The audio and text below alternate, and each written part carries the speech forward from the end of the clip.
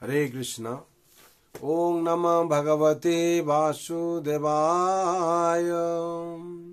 ओम नमः भगवते वासुदेवाय। ओम नमः भगवते वासुदेवाय। नारायणं नमस्कृतं नरं चैव नरोत्तमं देवीं सरस्वतीं व्यासं ततो जयमुदीरये। नष्टप्रायेषु अभद्रेषु नित्यं भगवत सेवया भगवते उत्तम श्लोके भक्ति भवति नैष्ठिके। कृष्णाय वासुदेवाय देवकी नंदनाय च नन्दगोपकुमाराय गोविन्दाय नमो नमः।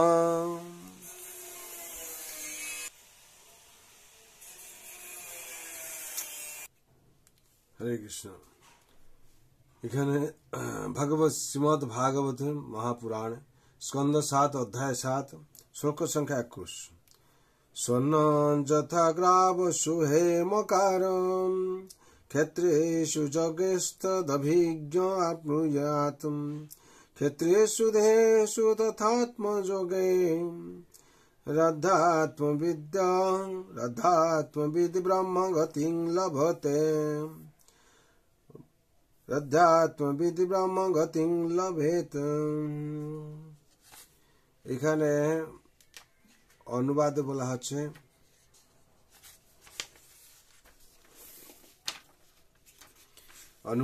হচ্ছে দক্ষ ভূতত্ত্ববিদ যেমন বুঝতে পারেন কোথায় সোনা রয়েছে এবং বিভিন্ন পন্থার দ্বারা স্বর্ণ বিশিষ্ট প্রস্তর থেকে স্বর্ণ সংগ্রহ করতে পারেন, তেমনি অভিজ্ঞ আধ্যাত্মিকবিদ বুঝতে পারেন কিভাবে জড় দেহের মধ্যে চিন্ময় আত্মা রয়েছে এবং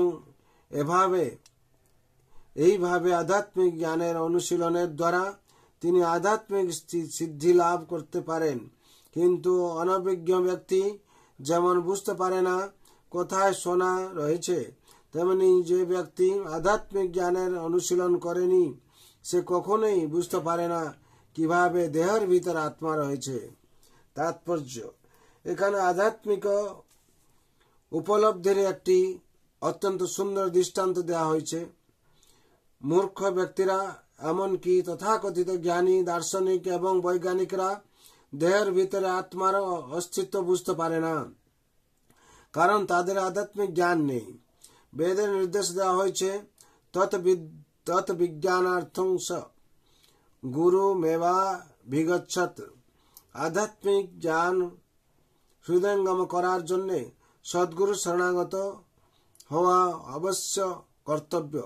ভূতত্ত্ব বিজ্ঞানের শিক্ষা যথাযথভাবে লাভ না করলে যেমন কোনো পাথরে সোনা রয়েছে তা বোঝা যায় না, তেমনি সদ্গুরুর কাছে যথাযথভাবে শিক্ষা লাভ না করলে বোঝা যায় না কোনটি চিন্ময় আত্মা এবং কোনটি জড় পদার্থ। এখানে বলা হয়েছে যোগেস্তদাভিজ্ঞ, অর্থাৎ যিনি আধ্যাত্মিক জ্ঞান সমন্বিত তিনি দেহের অভ্যন্তরে চিন্ময় আত্মাকে উপলব্ধি করতে পারেন। কিন্তু যে ব্যক্তি পাশবিক চেতনা সমন্বিত এবং যার কোনো এরকম আধ্যাত্মিক সংস্কার নেই তার পক্ষে তা জানা সম্ভব নয়। একজন দক্ষ খনিজবিদ বা ভূতত্ত্ববিদ যেমন বুঝতে পারেন কোথায় সোনা রয়েছে এবং তারপর তার অর্থ বিনিয়োগের দ্বারা সেই খনি খনন করে রাসায়নিক প্রক্রিয়ায় তা থেকে স্বর্ণ প্রাপ্ত হন, তেমনি একজন অভিজ্ঞ আধ্যাত্মিকবিদ বুঝতে পারেন জড়ের মধ্যে কোথায় আত্মা রয়েছে। যে ব্যক্তি যথাযথভাবে শিক্ষা লাভ করেনি সে যেমন সোনা এবং পাথরের পার্থক্য নিরূপণ করতে পারে না, তেমনি মূর্খ দুরাচারীরা যারা সুদক্ষ গুরুদেবের কাছে আত্মা এবং জড় পদার্থ সম্বন্ধে শিক্ষা প্রাপ্ত হয়নি তারা দেহের অভ্যন্তরে আত্মার অস্তিত্ব হৃদয়ঙ্গম করতে পারে না। এই প্রকার জ্ঞান লাভ করতে হলে যোগের পন্থায় শিক্ষিত হতে হয় এবং অবশেষে ভক্তি যোগের পন্থা অনুশীলন করতে হয়। সেই সম্বন্ধে ভগবদ গীতায় 18/55 বলা হয়েছে, ভক্তা মাম অভিজানতি। ভক্তি যোগের পন্থা অবলম্বন না করলে দেহের অভ্যন্তরে আত্মার অস্তিত্ব উপলব্ধি করা যায় না। তাই ভগবদ গীতার শুরুতেই শিক্ষা দেওয়া হয়েছে, দেহি নস্মিন যথা দেহে কুমারং যৌবনং জরা তথা দেহান্তর প্রাপ্তি ধীরস্তত্র ন মুহ্যতি। দেহি যেভাবে কৌমার, যৌবন এবং জরার মাধ্যমে দেহের রূপ পরিবর্তন করে চলে, মৃত্যুকালে তেমনি এই দেহি আত্মা এক দেহ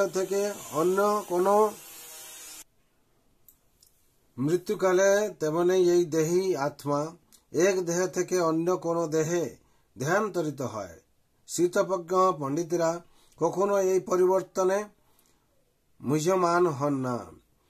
ভগবদ গীতা 2/13 এইভাবে প্রথম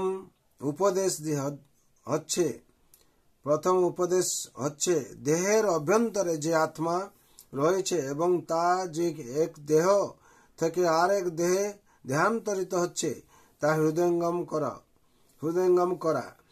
এটি আধ্যাত্মিক জ্ঞানের সূচনা। যে ব্যক্তি বিজ্ঞান সম্বন্ধে অবগত নয় অথবা তা জানতে অনিচ্ছুক, সে দেহাত্ম বুদ্ধিতেই অথবা পাশবিক চেতনাতেই থাকে। সেই সম্বন্ধে শ্রীমদ্ ভাগবতে বলা হয়েছে, যস্যাত্ম বুদ্ধি কুনপে ত্রিধাতুকে স এব গোখর।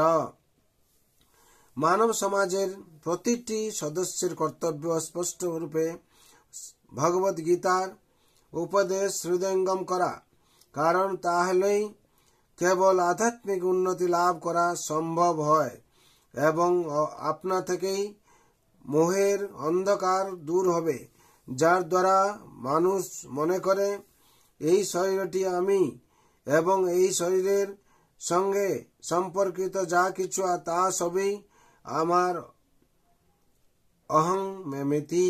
এই প্রকার পাশবিক চেতনা অচিরেই পরিত্যাগ করা উচিত।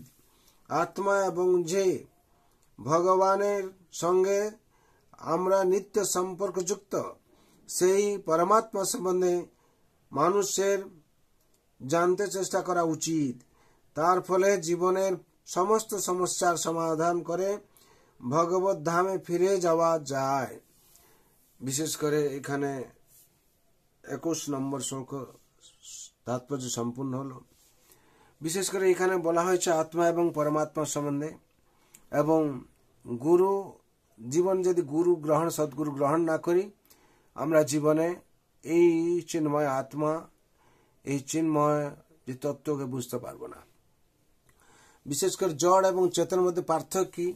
যতক্ষণ আমরা সেই সদ্গুরু শরণ না নিয়েছি, আমরা সম্পূর্ণভাবে বোঝা আমাদের প্রতি কঠিন হয়ে যাবে। তার জন্য প্রত্যেককে গুরু গ্রহণ করতে হবে। গুরু গ্রহণের মাধ্যমে কি হয়? অন্ধকার থেকে আলোকের পথ আমরা খুঁজে পাবো। আর সাধু গুরু বৈষ্ণবের শরণ নিয়ে আমাদের চলতে হবে।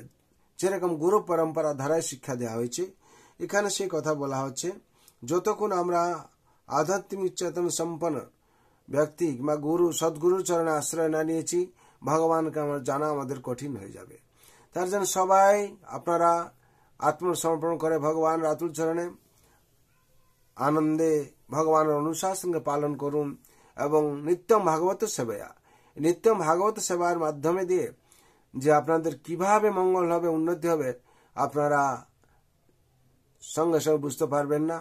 কিন্তু এটা অবশ্যই রাখিবে কৃষ্ণ বিশ্বাসে পালন, আপনাদের উন্নতি হবেই হবে। কেন ভগবান সংসারে কাউকে নিরাশা করেননি। যে ভজে সেই বড় অভক্তহীন ছাড়, কৃষ্ণ ভক্তিতে নাহি জাতি কুলাদি বিচার। ভগবান ভক্তিতে জাতি কুল বিচার কোনো কিছু নেই। যে ভজনা করবে সেই বড় হবে। তার জন্য সংসারে সবাইয়ের জন্য ভগবান রাতুল চরণে প্রার্থনা করছি, সবাইয়ের মঙ্গল হোক। सर्वे भवन्तु सुखिनः, सर्वे सन्तु निरामय, सर्वे भद्राणि पश्यन्तु मा कश्चित् दुःख भाग भवेत्। हरे कृष्ण कृष्ण कृष्ण हरे हरे, हरे राम राम राम हरे हरे। जय श्रीमद् भागवत महापुराण की जय। जय श्री जगत गुरु शिल प्रभुपाद की जय। श्री गुरु महाराज की जय। अनंत कोटि वैष्णव भक्त वृंद की जय। उपस्थित भक्त वृंद की जय। निताय गौर प्रेमानंदे। हरि हरि बोल, हरि हरि बोल, हरि हरि बोल।